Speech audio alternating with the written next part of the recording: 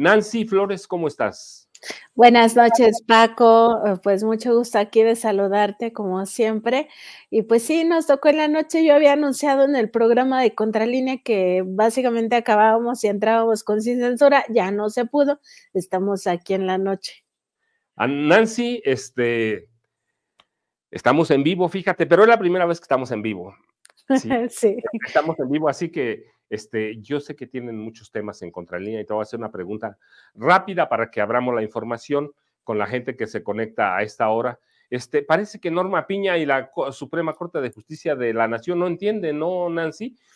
Hay un subejercicio superior a 260 millones de pesos, seguramente se puede ejercer después, hoy pueden darle mayor seguimiento y Contralínea nos presenta esa información, pero en realidad el peligro es que para eso usaban los subejercicios, para alimentar los fideicomisos, ¿no, Nancy? Precisamente, Paco, fíjate que esta auditoría interna a la que tuvimos acceso en la revista Contralínea y que damos a conocer desde ayer en la noche, pues tiene que ver con este tipo de prácticas, pues que ya han sido muy ventiladas en el Congreso de la Unión en torno a cómo se iban alimentando poco a poco estos fideicomisos. Y justo el tema de los subejercicios, pues servía para eso. Resulta que esta auditoría interna revisa el primer semestre de 2023, es decir, está muy, digamos, fresca esta información y encuentra que hay al menos 107 áreas de la propia unidades dentro de la Suprema Corte de Justicia de la Nación que presentaban estos subejercicios. Hay más detalle de otras áreas donde también pues no fue ejercido este recurso y en total más de 260 millones de pesos la Suprema Corte de Justicia de la Nación no habría ejercido en este periodo y llama la atención justamente, Paco, por esto que tú mencionabas de los fideicomisos, recordar que la ministra Norma Piña se había comprometido a través de un oficio que es un oficio institucional, lo envió al presidente de la República, donde dijo que estos 15,000 millones de los 13 fideicomisos que había ya extinto el poder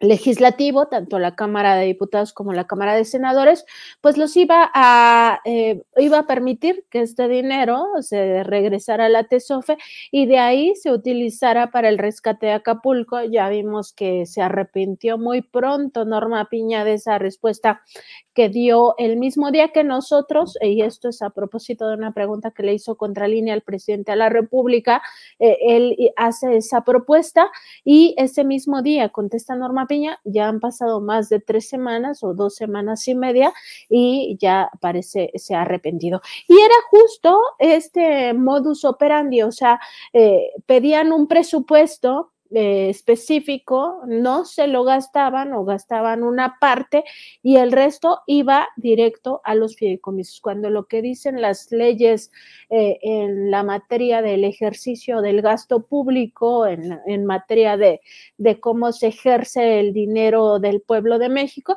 pues es que si no lo van a ocupar o si lo están subejerciendo o si calcularon mal, lo devuelvan a la tesorería de la Federación para que en el siguiente ejercicio fiscal pues se vuelva a asignar a otras áreas que sí lo requieren.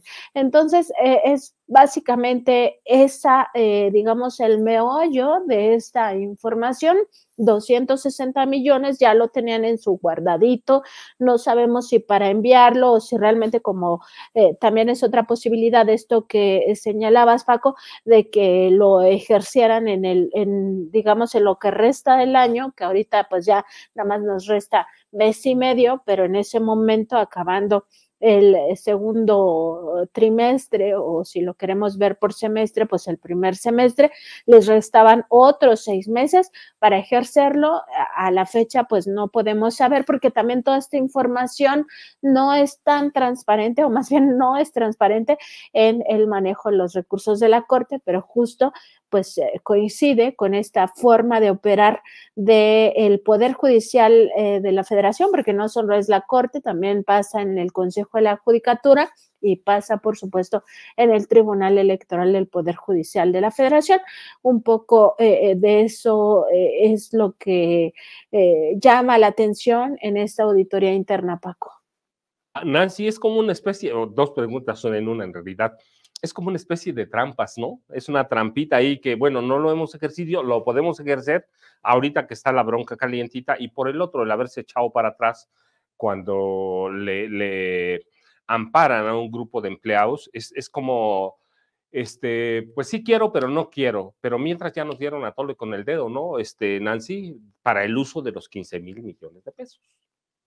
Definitivamente, pues sí es una actuación tramposa, porque por una parte dice la propia ministra presidenta de la Suprema Corte de Justicia de la Nación, que al mismo tiempo es quien preside todo el Poder Judicial de la Federación, que sí se va a entregar ese recurso, pues digamos que un poco en el compromiso de que ya el Congreso de la Unión falló en ese sentido, es decir, por mayoría, tanto en Cámara de Diputados como en Cámara de Senadores, les extinguen estos fideicomisos. Entonces, lo que tiene que hacer el Poder Judicial de la Federación es devolver este dinero a la tesorería de la Federación. En este caso se les da una salida decorosa por parte del propio presidente López Obrador. Ella acepta esa propuesta y a la hora de la hora dice es que hay impedimento judicial. Pero ¿cómo? O sea, ¿cómo podemos entender un impedimento judicial, Paco, si en realidad ella está presidiendo al Poder Judicial? Es decir, ningún juez, ningún magistrado e incluso ningún ministra de la Suprema Corte de Justicia de la Nación está por encima de Norma Piña. O sea, ella con una llamada telefónica, estos jueces magistrados que han frenado el traspaso de los recursos de estos fideicomisos, pues podría decir, a ver, ya me comprometí a nombre de todo el Poder Judicial, entonces ya desatora ese tema, di que no eres competente porque ya lo resolvió el Congreso, pero pues no es así. Entonces utilizan un doble discurso, me parece a mí que ya es muy claro desde mi punto de vista que ha sido un doble discurso todo este tiempo. Primero decir que hacen justicia cuando en verdad están privilegiando grupos de poder económico sobre todo, o grupos de poder fáctico, porque también no olvidemos que el Poder Judicial ha servido en esta especie de puerta giratoria para ir dejando en libertad o con beneficios a delincuentes de cuello blanco y delincuentes del crimen organizado. Y por otra parte, pues dicen que sí están dispuestos a cooperar como Estado mexicano, se asume en ese oficio Norma Piña como uno de los motores del Estado mexicano, y a la hora de la hora no, a la hora de la hora en realidad pues salen con todos estos pues triquiñuelas, o si queremos llamarlo de esta otra forma, con sus ventajas leguleyas, y pues al final simplemente no están cooperando y no lo van a hacer porque es un poder que sigue capturado por estos intereses, sobre todo de carácter económico, y además con un doble discurso que pasa por muchos temas, Paco, porque por una parte está este tema muy evidente de los fideicomisos, pero por otra parte también pasa, por ejemplo, por la salida del ministro Arturo Lelo de la Rea,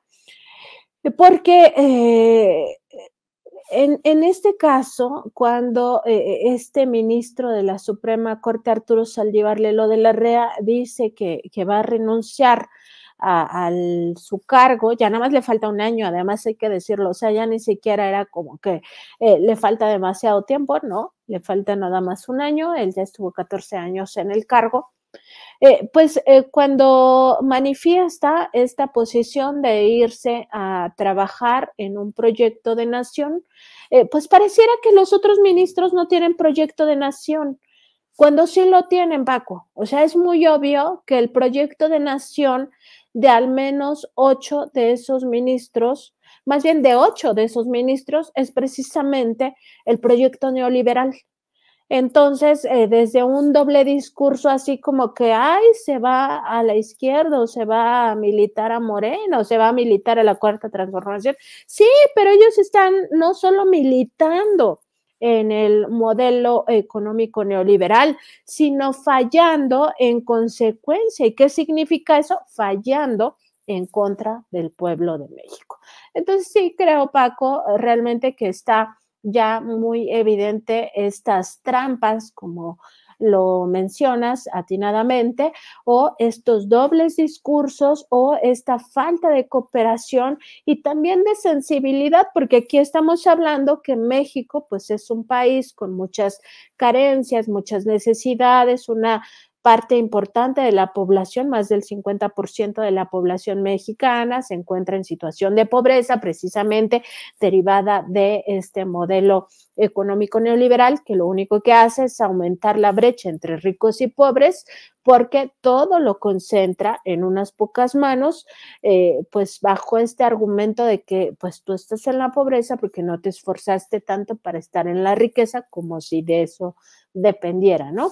Y además los trabajos, pues con jornadas que van mucho más allá de las 8 horas, porque un solo trabajo no te funciona, entonces tienes que tener 2 o 3 trabajos y además con salarios de miseria que lo único que hacen es esclavizar a las personas sin seguridad social, porque eso también se los permitió el modelo neoliberal, etcétera. Entonces, ¿de qué hablan? Por supuesto que la gente se esfuerza todos los días. Lo que pasa es que no existen las oportunidades. Entonces, creo que ya ha quedado muy, muy evidente que ni están por la justicia, ni están ya tampoco, ni podemos confundirnos por el bienestar del pueblo de México. Ha quedado muy claro, tenían la oportunidad de atender una emergencia de dimensiones muy importantes, como fue este paso del huracán Otis y todos los damnificados que ha dejado, y no estuvieron a la altura de las circunstancias y por supuesto eso se los va a tener que cobrar el pueblo de México en algún momento. 2024 es una buena oportunidad porque se plantea que si se tiene mayoría en el Congreso, mayoría calificada, pues entonces vendría este proyecto de reforma al Poder Judicial de la Federación para poder democratizarlo y al mismo tiempo limpiarlo ya, como platicábamos en otro momento, Paco, para poder hacer o refundar este poder que realmente, pues, en la mayoría de los casos está podrido. Yo con eso te voy a hacer una doble pregunta. Esa falta de sensibilidad, esa falta de compromiso, ese doble discurso y ese arrepentimiento de, pues sí te los doy, pero mejor acá otorgo un amparo, es también la forma de operar de una mafia, ¿no? Son 8 ministros, pero también hay un grupo de magistrados que así opera, ¿no?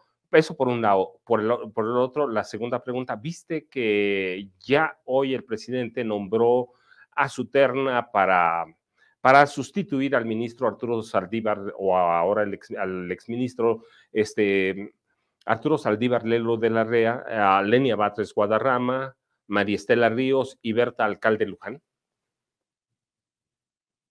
Que lo vi, pues es, digamos, la nota de esta tarde, ¿no? Más allá de que ya se acepta por parte del Senado la renuncia de Arturo Saldívar, más allá de eso, por supuesto que esta otra información nos habla de varias cosas. Primero, el presidente López Obrador sí ya toma en cuenta lo que sucedió con dos ministros que han traicionado a un proyecto de nación, porque el propio presidente López Obrador lo ha mencionado así, dice, no traicionan exactamente a López Obrador, sino más bien al pueblo, a este modelo transformador que encabeza su gobierno, un gobierno progresista a todas luces y pues aquí lo que estamos viendo es que toma en cuenta esa experiencia con Margarita Ríos Farjat y también con González Alcántara Carranca.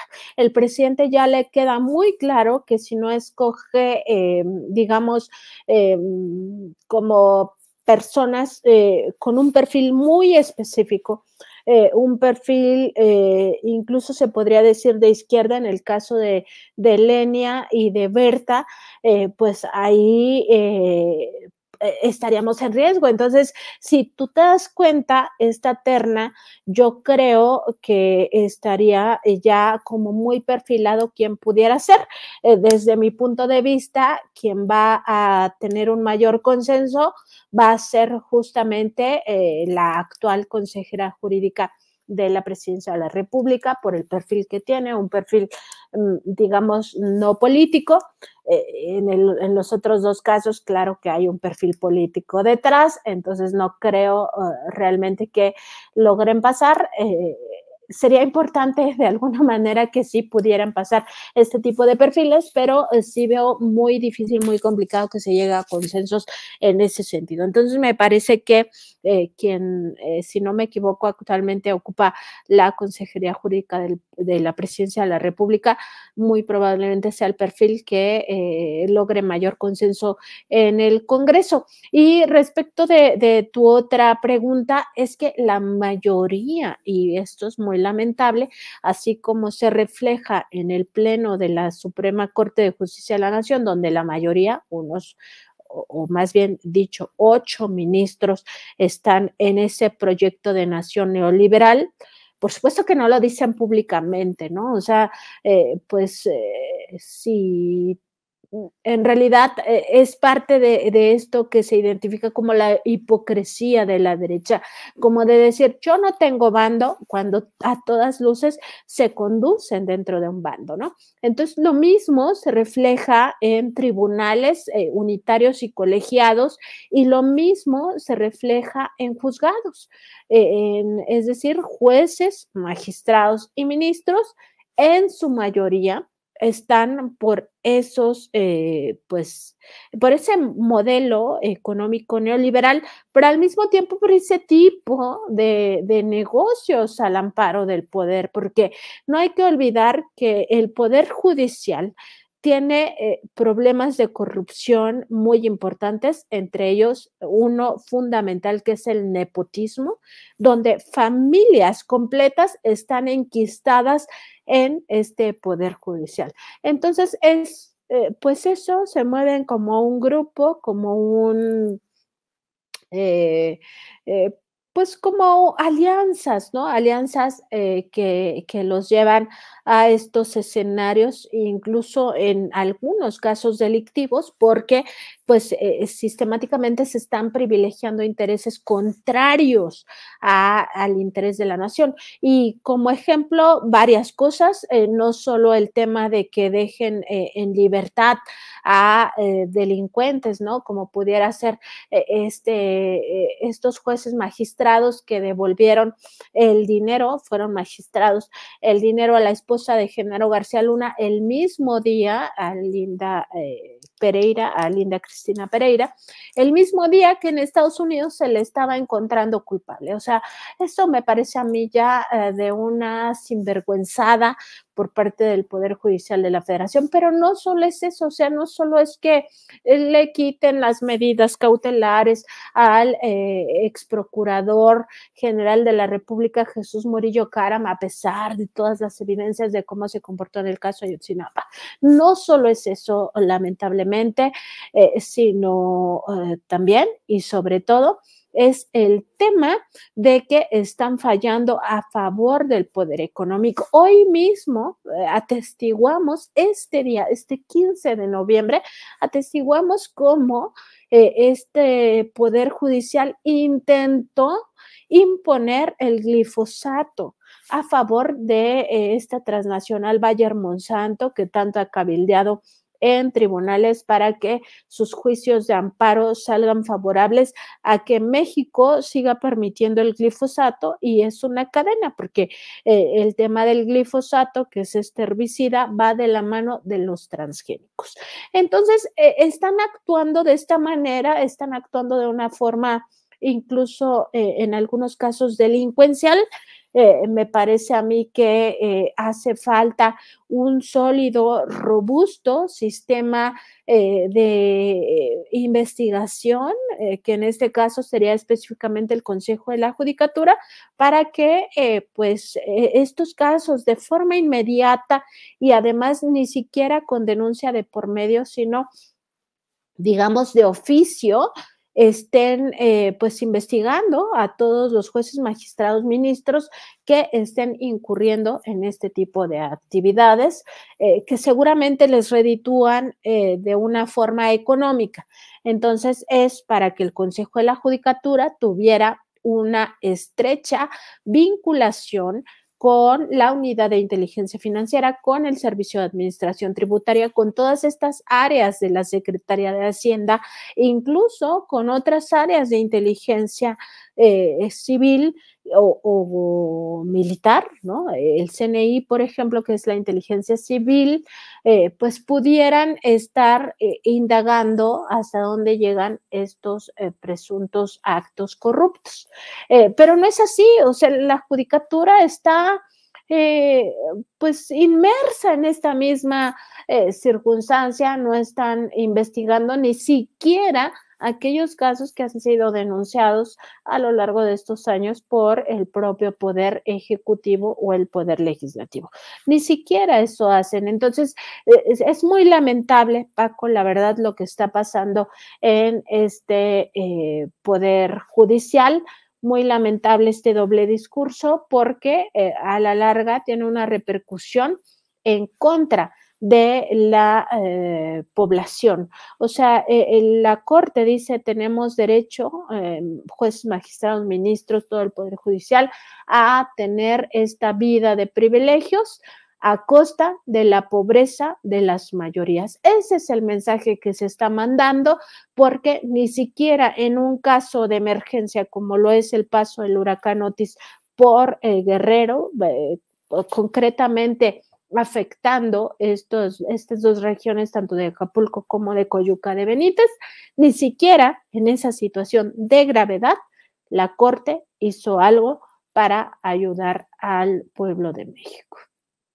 Mire, antes de que cambiemos de tema, porque Nancy trae un buen de información, Contralínea trae un buen de información, de veras lo que dice Nancy es real.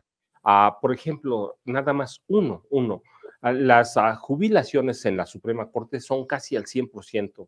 Los trabajadores tienen que mendigar una jubilación y si les toca un cachito es bueno, es bueno porque esa misma corte permitió que fueran jubilaciones muy limitadas y además nos las cambió a las Afores, que para jubilarse ahora es casi imposible, pero esa es nada más una aportación. Nancy, ¿cómo ves la respuesta de Claudia Sheinbaum a las fracciones de Morena, que prácticamente son un freno a Marcelo Ebrard? ¿Lo ves tú para el 2030 y lo ves formando de veras esa corriente marcelista? Yo, así como observo la circunstancia, pienso que sí va a intentarlo. Marcelo Ebrard se queda en Morena para buscar, pues eso, su candidatura en 2030. Él mismo ya lo está anunciando desde ahora, como si fuera una canonjía que el partido, o sea, ni siquiera hemos llegado a 2024, ni siquiera hemos visto los resultados de esa elección de 2024 y Marcelo ya está pensando en 2030. Pues se me hace también algo, pues, de alguna manera fuera de lugar, ¿no? Pero él está, digamos, anunciando cómo es su permanencia o las condiciones que está poniendo para su permanencia en el partido. Y esto llama la atención, primero porque pues se observa que él siempre buscó la ruptura de Movimiento Regeneración Nacional en el sentido de que una vez que no, pues que se confirmaron todas estas predicciones o todas estas tendencias, mejor dicho, a partir de las encuestas, donde quien sale como coordinadora y además con una amplia ventaja respecto de Marcelo Ebrard, pues fue Claudia Sheinbaum. Pero él ya venía trabajando desde tiempo antes en el rompimiento con el partido. O sea, empezó desde meses atrás cuando veía que no le favorecían estas encuestas a generar pues este ruido en torno a la selección. Primero dijo que tenían que renunciar todos los aspirantes, algo que le convenía sobre todo a él, ¿no? Y pues Claudia Sheinbaum tuvo que dejar su cargo, igual los legisladores en aquel momento, que eran Manuel Velasco y Gerardo Fernández Noroña, Ricardo Monreal, pues también tuvieron que dejar sus digamos, sus curules, separarse por lo menos en este proceso, y en el caso del secretario de Gobernación, Adán Augusto, pues también se tuvo que separar del cargo, ¿no? Entonces era algo que le resultaba mucho más positivo a Marcelo, lo pidió, se lo concedieron. Luego pidió también que estas encuestas pues fueran así como en secreto, algo que también se perfiló, y el propio presidente López Obrador en una conferencia matutina, pues lo hizo público, ¿no? Que esto le beneficiaba sobre todo a Marcelo Ebrard. Y, y a pesar de eso, siguió, y ya pues su rompimiento fue muy estridente, digamos, el mismo día en que se iban a presentar los resultados. Ahí tratando de hacer el mayor daño posible, no lo logró. Después ya que él pues no está presente cuando se le alza el brazo a Claudia Sheinbaum, todo esto que recordamos que se vivió dentro del propio partido, pues él empieza a pugnar porque este grupo de marcelistas en contubernio o colaboración o cooperación o como querramos llamarle, de los monrealistas, pues estuvieran presionando, sobre todo en el contexto de la discusión del presupuesto de egresos 2024, y así lo hicieron, estuvieron presionando, incluso votaron en contra de este presupuesto, estuvieron presionando. Entonces, sí, él quisiera tener una fuerza al interior que vaya más en contra de esa señora, ¿no? Como también lo dijo, que él no se iba a someter a esa señora. Entonces, viene en ese sentido. No se va a Movimiento Ciudadano, básicamente porque tampoco vio que tuviera las mejores condiciones, y en un sentido mucho más amplio, me parece que él sí evaluó, hizo un análisis del peso que iba a cargar por salirse de Movimiento Regeneración Nacional, muy similar a lo de Ricardo Mejía Verdeja. Entonces, en ese sentido, decide quedarse, pero decide quedarse en estas condiciones. Entonces, me parece que el mensaje de Claudia Sheinbaum es, digamos, a la altura de lo que se está viviendo, como una llamada de atención de que estas facciones, grupos, tribus, pues llevaron a la ruina al PRD, y que eso mismo motivó que en los estatutos del partido pues eso esté prohibido, o sea, que no se permita, porque además el pueblo de México lo que requiere, de acuerdo con sus propias palabras, pues es la unidad. Entonces, creo que va muy en sintonía también con lo que dijo Mario Delgado, en el sentido de que no se debe de permitir, y que eso pues va a estar bajo escrutinio o bajo vigilancia de las propias, digamos, autoridades del partido. Y eso me parece que sí se lo tendrían que tomar muy en serio, porque si no se pudiera convertir Marcelo Ebrard en el caballo de Troya al interior del partido Morena, que eso le vendría muy bien, sobre todo a la oposición, que no da una pues con su candidata, ¿no? O sea, la verdad también, pues están para llorar, ya uno no sabe si reírse, si comprenderlos, si sentir lástima o qué sentimiento manifestar en torno a lo que está pasando con la oposición. Entonces podría ser, digamos, el elemento que le vendría muy bien a los grupos opositores, sobre todo al poder económico. No, yo veo lo mismo que tú, perdón, Nancy, ando un poco afónico, ya sabes, el clima, y como tengo que viajar diario entre la zona fría del Valle de Toluca y la Ciudad de México, eso es una locura, pero aquí estamos. Nancy, entonces sí podemos en realidad verlo como especie de manzana podrida y a la que hay que poner mucho, mucho cuidado. Y es un hombre que descubrió ya prácticamente que no tiene la fuerza que pensaba que tenía, ni siquiera aquel 26% que alcanzó en las encuestas, ¿no?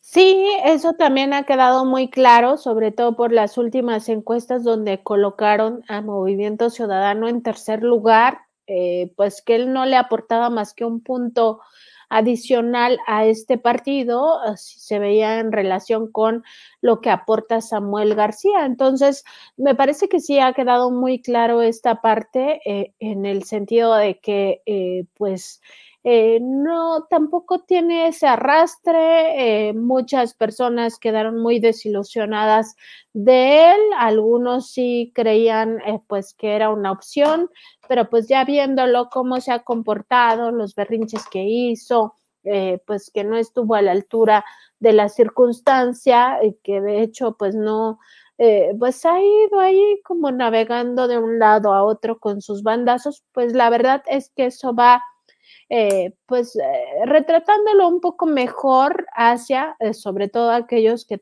tenían algún tipo de duda. Entonces sí creo que él mismo se da cuenta de eso, que no tiene los elementos y por eso él habla mucho de que como que se privilegia a la clase media, no sé si lo has notado, pero en las entrevistas que le hacen, pues él no dice algo así como que mejorar o atender a los más pobres, sino siempre dice hay que aspirar que muchos vayan a la clase media, ¿no? Como diciendo un poco o tratando de alimentar esta idea del aspiracionismo que me parece es muy peligrosa que se empiece a manejar dentro de los lenguajes de la propia izquierda, pero porque, como el presidente mismo dijo en una conferencia matutina, el arrastre de Marcelo sobre todo estaría en la clase media, que está muy pulverizada, que quién sabe cuál sea la clase media, porque yo creo que mucho de eso es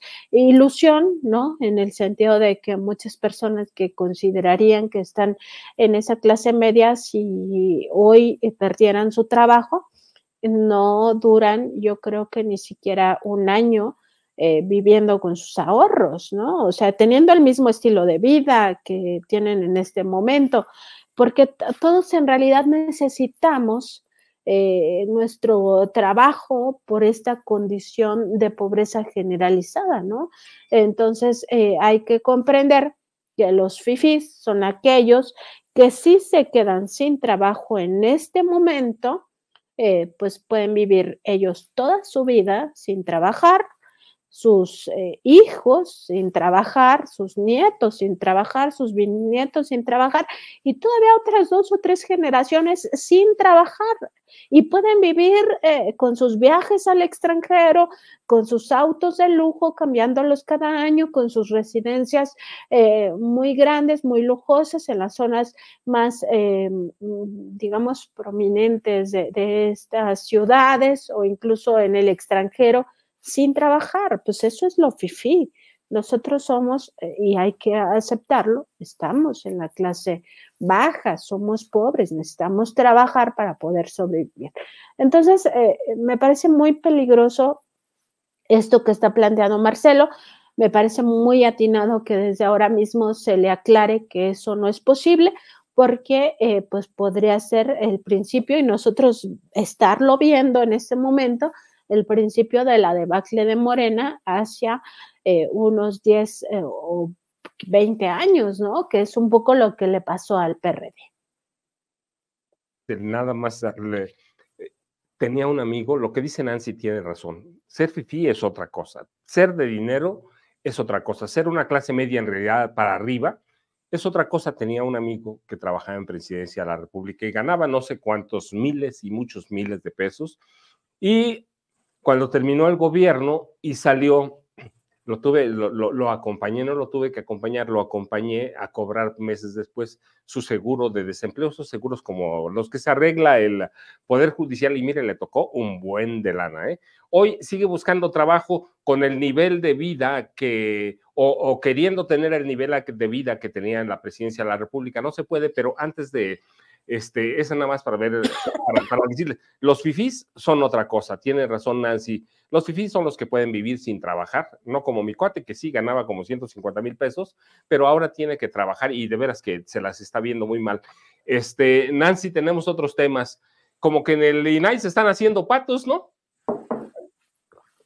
Totalmente. Fíjate, Paco, que esta investigación que publicamos en la revista Contralínea y que ha derivado en esta renuncia, pues pudiera ser que ni siquiera el actual secretario, más bien el secretario ejecutivo Rosendo Kenny Monterrey, hubiera renunciado. Eso lo solicité desde muy temprano al área de comunicación social, saberlo, porque me han estado informando que al parecer no tienen la renuncia de este excomisionado del INAI que participó en aquellos años, en 2016, en la censura de los documentos donde se revelaba pues precisamente estos 94 gastos personales que hizo el entonces comisionado, o más bien en 2014, el entonces comisionado Oscar Guerra Fort, con cargo a la tarjeta la tarjeta corporativa del INAI. Entre ellos, estos 3 cargos lo estamos viendo en la pantalla, los 3 cargos en el bar, o más bien en el Table Dance Curazao, que en 2018 fue cerrado por trata de personas en su modalidad de prostitución. Esta revelación que hace la revista Contralínea, pues justamente deriva en que el lunes el INAI haya dicho que separaba, o más bien ambos funcionarios estaban ya presentando sus renuncias. Sin embargo, hoy me comentan buenas fuentes del instituto que no ha salido, o al parecer todavía no está en firme la renuncia de este excomisionado Monterrey, secretario ejecutivo del INAI en estos momentos, o por lo menos hasta el lunes pasado. Y el INAI, a través de su área de comunicación social, pues tampoco, o sea, no lo confirmó esta tarde, más bien desde la mañana que lo estuve consultando, no pudieron pues confirmarlo. Esto lo pedí al director general de comunicación social, Eduardo Arbizu, y sí, o sea, aquí el punto, son varios puntos, Paco, porque en la investigación de la revista Contralínea se revelan varias cosas. Sí, por una parte, que existieron estos gastos en la tarjeta corporativa de Oscar Guerra Fort, estos 94 cargos personales que se hicieron con dinero público, que después todos estos cargos fueron censurados, lo cual es muy grave porque fue dinero público, se pagaron con dinero del pueblo, con independencia de que después se haya resarcido este recurso al erario. Eso no importa, porque lo que nos decía Isaac de Paz, este abogado, doctor en Derecho Constitucionalista, experto en derechos humanos, es que es como los robos, o sea, la persona roba y aunque devuelva el objeto o el dinero o lo que haya sustraído ilegalmente, ya cometió el robo. Y es lo mismo en este caso. Aunque devuelvan el dinero, ya lo malversaron, lo utilizaron indebidamente en un gasto personal. Además, bueno, el doctor Isaac de Paz nos decía que en este caso era un agravante, sin duda, el hecho de que se haya realizado estos 3 cargos en un lugar donde se cometía trata de personas en su modalidad de prostitución.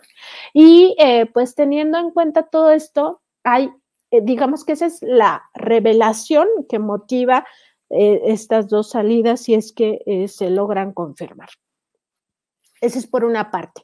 Lo otro que se revela es la opacidad del instituto cuando le afecta a quienes están al frente. O sea, este doble discurso también que encontramos en este organismo supuestamente de la transparencia, que vela por el derecho a la información, que es un derecho humano garantizado a todos y todas las personas en el planeta, y en este caso, pues a los mexicanos, las mexicanas y a todos los que vivimos en este país.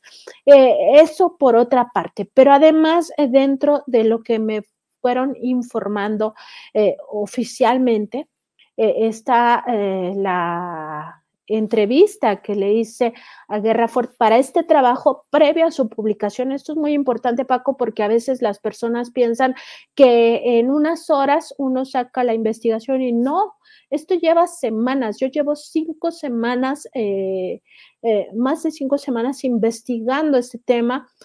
Primero porque hay una máxima en el periodismo que es no confíes ni en tu propia madre. Lo que dicen los teóricos, Daniel Santoro lo recomienda mucho, en el sentido de que uno tiene que corroborar toda información. Y a pesar de que esto es una filtración de una fuente muy relevante al interior del INAI, imagínate tú que esta información fuera falsa y el periodista la publica, pues primero pierde su credibilidad, pero segundo está mintiéndole al pueblo de México, tercero está cayendo en una trampa burda de la fuente de información, ¿no? Entonces hay que corroborar. Primero hay que corroborar que el documento sea legítimo. Ya una vez que tienes ese filtro, lo que sigue es pues consultar a los involucrados. Pues tampoco vas a salir así sin la versión de ellos en un temas tan delicados como esto de la trata de personas en su modalidad de prostitución. Eso no lo digo yo, lo dice la teoría del periodismo. Y pues nosotros estuvimos pues en todo este proceso a lo largo de estas semanas. El viernes de la semana pasada, que fue 10 de noviembre, hicimos este anuncio de que ya traíamos esta información y el sábado la publicamos. Pero con todo este trabajo previo que te estoy narrando, Paco, porque luego piensan que por unas horas de diferencia entre un trabajo y otro hay una diferencia o alguien lo ganó cuando hay trabajo de investigación, en este caso, en este reportaje. Entonces, pues justo ya teníamos esta versión y en esta versión que me da, porque además no acepta, yo hablé con él por teléfono 2 veces, pero él no acepta que sea la entrevista vía telefónica.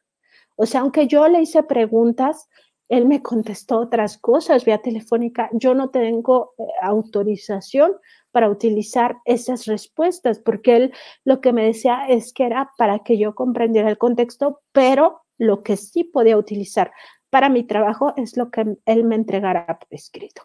Esto tiene digamos, un filo de... digamos, de imposibilidad de acceder a más información porque tú no tienes la capacidad o la oportunidad de la réplica. O sea, cuando la persona a la que estás entrevistando te dice algo que te genera ruido, que te genera dudas, tú repreguntas y vuelves a preguntar. En este caso no, o sea, es lo que te conteste sobre un cuestionario. Pero aún así, a pesar de estas condiciones que me pusieron para obtener esta respuesta, él menciona varias cosas. Primero, asistió a ese lugar con 8 compañeros de trabajo. Eso debe de transparentarse. El INAI tiene que transparentar quiénes eran esos 8 servidores públicos del Instituto Nacional de Transparencia que asistieron a ese lugar porque esa cuenta se pagó con la tarjeta corporativa, que es dinero público, simplemente por ese hecho. Entonces, falta esa explicación. Pero falta otra explicación, porque también en todo este tiempo yo estuve solicitando la entrevista con Blanca Lilia Ibarra, que es la actual comisionada presidenta del INAI, y no me la concedieron, solamente me dieron unos mensajes escritos muy breves en los cuales contestaban 2 asuntos. El primero de ellos decía que pues no, la comisionada presidenta por su voto No solo por su voto había llegado Óscar Guerrafort, el maestro Guerrafort, a la Secretaría Ejecutiva del Sistema Nacional de Transparencia, sino que había sido un voto colegiado. Y la segunda respuesta es que yo les preguntaba que cómo estaba este tema de las tarjetas corporativas, quién las tenía, cómo se estaba ejerciendo, cuántos gastos personales habían ejecutado. Y lo único que se me contesta es que los 4 comisionados actuales y un alto funcionario de este instituto tienen tarjetas corporativas y que el mecanismo sigue siendo el mismo si no comprueban que el gasto estuvo apegado a la normativa del INAI, tienen 10 días para devolverlo. Pero, ¿qué significa esto? ¿Qué significó entre 2014 y 2016? Pues un uso irregular frecuente en el que incurrían estos comisionados, que es justamente que la tarjeta la usen para gastos personales, que en este caso pues sí había 3 gastos en este table dance, pero había otros 91 gastos en otras cosas que son igualmente graves, porque es dinero del pueblo. O sea, el pueblo no puede estarles financiando el súper, no puede estarles financiando el antro, no puede estarles financiando lo que sea, para lo que sea, los viajes privados de placer. No se les puede estar financiando sus hipotecas o para lo que sea que estén utilizando, no lo sabemos porque esa información la reservaron entonces y ese criterio ha permanecido hasta la fecha. No lo sabemos. Y esto nos lleva a lo actual. El actual pleno del Instituto Nacional de Transparencia debe hacer público qué pasa con las tarjetas corporativas actuales. Ese es el punto, Paco, y como bien decías, pareciera que se están haciendo patos en el instituto, así como pateando el bote, pues para que a medio mundo se le olvide esta información y pues como ya supuestamente renunciaron estos 2 secretarios ejecutivos, pues nos olvidemos del tema y aquí no pasó nada y sigamos la vida de que nadie toque al INAI. El INAI no se toca. Pues no, o sea, ellos tienen que aprender que también son sujetos obligados, que la ley también les aplica a ellos y que si quieren estar al frente de este órgano de la transparencia deben de empezar por dar el ejemplo y transparentar cómo han usado estos 4 comisionados sus tarjetas corporativas asignadas y si ellos mismos han incurrido en gastos personales que se lo explican al pueblo de México, porque esto es claramente a todas luces, desde mi punto de vista, es mi opinión, un abuso de poder y al mismo tiempo podría encuadrar no solo en una falta administrativa, sino muy probablemente en un delito de corrupción que se conoce como peculado, que no es otra cosa más que el desvío de recursos públicos o el uso indebido de recursos públicos. ¿Por qué? Porque estos gastos no se ajustan a lo que dice la ley. Y la Ley General de Responsabilidades de los Servidores Públicos es muy clara en ese sentido, nos lo explicó el doctor Isaac de Paz, aunque sea discrecional a quién se le entregan estas tarjetas corporativas y a quién no, ellos no pueden hacer el uso que quieran sobre ese dinero público. No se puede y es dinero público, se tiene que entender eso. Es dinero del pueblo de México, Paco. Entonces, así van las cosas. Nosotros seguimos con la investigación. Por supuesto que vamos a seguir también pues con esta solicitud a que empiecen por ya revelar estas informaciones, ¿no? Que el pueblo de México necesita saber. Ellos están para velar por ese derecho humano a saber y es importante revisar que esto pudiera estar pasando en estos momentos y aunque no haya un gasto en un table dance, digamos, quizá, ¿no? Poniendo en duda de que alguien más pudiera incurrir en esta circunstancia, Aunque no sea eso, sí están pagando gastos personales, están incurriendo en la misma falta de o peculado o una falta administrativa, pero lo mínimo que se esperaría es que se separen de sus cargos y que sean sometidos a una investigación rigurosa del órgano interno de control. Por lo pronto, yo estuve platicando ya con integrantes del Consejo Consultivo del INAI, que es este órgano del que también yo escribí hace algunos meses y trajimos ese tema aquí en la mesa de investigación contra líneas sin censura, porque en aquel momento había una alianza entre ese órgano consultivo o consejo consultivo y el Consejo Nacional de Litigio Estratégico de Claudia X González. Pero bueno, esa es otra historia, ¿no? Nada más para decir que también ya los había investigado en su momento. Pero este Consejo Consultivo Ciudadano, que es honorario, no les pagan por este trabajo, ya está propugnando porque la investigación de la auditoría, del órgano interno de control sea ampliada, o sea, no solo se revise el caso de Monterrey y de Guerra Fort, sino que se revise también a los actuales, cómo se han manejado estas tarjetas, si es legal el uso de estas tarjetas o si no lo es, también están pidiendo ya que se separen del cargo.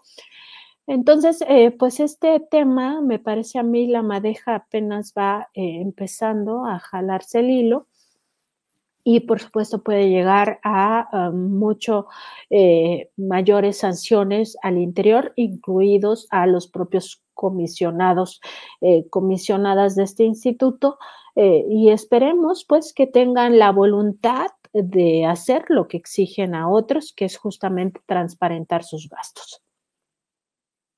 Como nos está comiendo el tiempo y todavía tenemos una pregunta, un tema adicional con Nancy, en realidad yo ayer escribí, o no escribí, estuve en una charla que tengo todos los días a las 5 de la tarde y escribí sobre ese tema con el crédito para Nancy, porque siempre hay que darle crédito a quien lo tiene. Y yo decía que este es o es el límite de la estupidez humana, o es el cinismo con el que siempre actuaron, porque así actuaban con el PRI, con el PAN, todo les valía madre, la verdad. Pero Nancy, antes de que te vayas, tenemos un tema, una notita extra sobre cómo se corrompió o cómo se corrompieron los intelectuales en este país, ¿no, Nancy?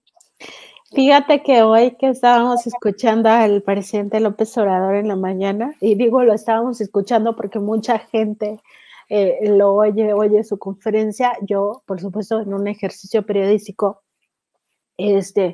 lo escucho todos los días. Y digo lo escucho porque lo oigo en el radio, en realidad no veo el video porque tengo más cosas que hacer a esa hora, ¿no? Entonces, el presidente dijo así como, pues quieren que les recuerde cómo Aguilar Camín, porque concretamente se refiere a este tema, le mandaba cartas a Carlos Salinas de Gortari y están los cheques y están todo esto. Y es una historia periodística que llevó en su momento Miguel Vadillo, el director de la revista Contralínea, para otro medio, si mal no recuerdo, esto lo publicó en el Universal hace ya bastantes años, terminando creo el gobierno de Carlos Salinas, pero es importante que venga a nuestra memoria quiénes son estos personajes que ahora quieren venir a dictarnos la plana como pueblo, como sociedad, porque eso nos habla justo de eso, o sea, nos hace un perfil de su calidad moral, ¿no? Para venir a ufanarse de que ellos son los que tienen la razón y el resto pues son tontos. Entonces, me pareció un buen ejercicio también recordarlo en Twitter, que pues ya que el presidente no puso ni las cartas ni el cheque, porque también dijo es muy vergonzoso que se tenga que hacer esto, pues a mí me parece que en un afán periodístico de ejercicio de memoria, porque los pueblos, hay que decirlo, tienen derecho a la memoria, pues recordemos esto. Y en esos documentos, Paco, pues lo que se observa es a un intelectual pidiendo dinero, pidiendo dinero de la llamada partida secreta, que es muy importante también recordar qué significaba eso, porque tiene que ver con esto último que comentabas, del cinismo con el que se conducían en los gobiernos panistas y priistas, porque esto, pues lo que revela sobre todo, pues es una circunstancia que tenían como norma, ¿no? Entonces, recibir este dinero, este recurso, a cambio de estar bien con el régimen. Por eso se les conoce como los intelectuales orgánicos, ¿no? Porque eran parte o formaban parte del organismo que en aquellos momentos pues era este aparato gubernamental y de ahí viene pues mucho de su simpatía hacia este régimen neoliberal que tanto daño causó, pues sin ninguna crítica hacia el pasado, ¿no? Diciéndonos que tenemos que regresar a ese pasado como si hubiera sido buenos gobiernos, cuando en realidad, pues no, o sea, no es que fueran buenos gobiernos, lo que nos pasó fue un saqueo brutal y pues empezar por el propio sexenio de Salinas a revisarlo. La partida secreta es un buen ejemplo de cómo se ejercieron millones de pesos, pues para esto, para comprar conciencias, para comprar a intelectuales, para beneficio o enriquecer particularmente a la familia Salinas, para enriquecer a familias ligadas a este grupo político, todo el tema, pues incluso de cómo se llevó las áreas estratégicas para combate a la pobreza, ¿no? Comprando, por ejemplo, maíz para cerdos y vendiéndolo a las poblaciones más pobres para nixtamalizar, es decir, para que se volviera tortilla, para que se volviera alimento, cuando en realidad estos granos eran destinados a forraje, ¿no? Por ejemplo. Entonces, el saqueo, pues después ya sabemos, continuó con Cedillo, está el Fobaproa como uno de los grandes ejemplos, ambos gobiernos y todavía extendido hacia los gobiernos que continuaron de Fox, de Calderón, de Peña Nieto, pues en un saqueo brutal a través de las privatizaciones. No hace falta aquí hacer un recuento, pero sí decir que estas privatizaciones continuaron en el sexenio de Fox, pues ahí se vendió una aerolínea, en el otro sexenio la que quedaba, es decir, en el de Calderón, ¿no? Se privatizó absolutamente todo, ya el colmo pues ocurrió en el sexenio de Peña Nieto cuando se acabó de rematar la industria energética, todo este sector estratégico, etcétera. Entonces, Paco, pues sí, me parecía importante para la memoria colectiva traer a colación esto, pues también para que no nos engañen aprovechándose pues justo de esto de que a veces se nos olvidan las cosas, se nos olvidan los hechos sociales relevantes y esto pues no puede ocurrirnos. Hay que tomar nuestras decisiones con información, por eso la información es fundamental para el ejercicio democrático. Y fíjese, antes de despedirnos de Nancy y que nos diga dónde podemos encontrarla, Nancy tiene razón. Había también, por ejemplo, el hermano de Carlos Salinas de Gortari, Raúl, se hizo o cobró notoriedad no solo por el 10% que cobraba de las obras que conseguía o por cosas que conseguía a través de su hermano, el presidente, sino porque compró leche contaminada. Y en la nómina del gobierno, pues sí, había intelectuales, había periodistas, dueños de periódicos, había prácticamente de todo y se convirtieron en los grandes depredadores de este país. Y ese reportaje de Miguel Vadillo, lo recuerdo porque se hizo un escándalo, pedían que no se publicara, finalmente se publicó y nada más que el último ejemplo, mire, hay dos, pero voy a poner uno que me interesa más, el expresidente Miguel de la Madrid, quizá en el último acto cuerdo que hizo por limpiar su conciencia, dijo él que el presidente Carlos Salinas de Gortari se había robado la partida secreta y que el hermano Raúl estaba involucrado en el narcotráfico. Luego los hijos lo hicieron pasar como loco, pero esa es otra historia. Pero Nancy, muchas gracias como siempre. Creo que ya me excedí un poco, pero ¿a dónde te podemos encontrar? De veras que me da mucho gusto platicar contigo. Igualmente, Paco, pues estamos en www.contralinea.com.mx, también estamos en Facebook, Twitter, Instagram, YouTube y TikTok como Contralínea, en Spotify, iVoox y Apple Podcasts como Contralínea Audio, y en nuestro programa por YouTube y Facebook de lunes a viernes a las 10 de la mañana y a la 1 de la tarde, lunes, miércoles y viernes, también por estas dos redes sociales, en nuestra mesa de contradebate, que es una mesa de análisis. Por supuesto, en esta mesa de investigación contra Líneas sin Censura, que esta semana pues ha tenido algunos cambios de horario, ya nos estabilizaremos en algún momento, encontrar el horario en el cual vamos a estar en esta mesa de investigación contra Líneas sin Censura, pero bueno, aquí andaremos seguramente por estos lugares en el horario que mejor le convenga al canal. Y pues nada, Paco, siempre es un gusto conversar contigo, con la audiencia de Sin Censura. Nancy, muchas gracias y buenas noches. Yo me quedo unos minutos a despedir el programa, pero gracias, de veras. Y a usted, por favor, recuerde, no se vaya, tenemos una plática. Yo siempre digo que no es una entrevista, porque ¿qué le voy a preguntar a Pepe Rebeles? Pero tenemos una plática con Pepe Rebeles, hablamos de todo, hablamos narcotráfico, hablamos del foro Asia-Pacífico, de la importancia del encuentro del presidente López Obrador con Xi Jinping, el mandatario de China y el mandatario de Estados Unidos, Joe Biden. Hablamos de política interior, así que por favor no se vaya y recuerde que Vicente Serrano seguirá en la cobertura de la visita de Andrés Manuel López Obrador a esa cumbre de la APEC o foro de la APEC de 21 países que agrupa de esa región Asia-Pacífico. Nos tendrá información especial, pero recuerden, también sobresalen los encuentros del presidente López Obrador con Xi Jinping y con Joe Biden. Yo de veras me despido de ustedes, muchas gracias. Soy Francisco Cruz en el espacio de Vicente Serrano y buenas noches.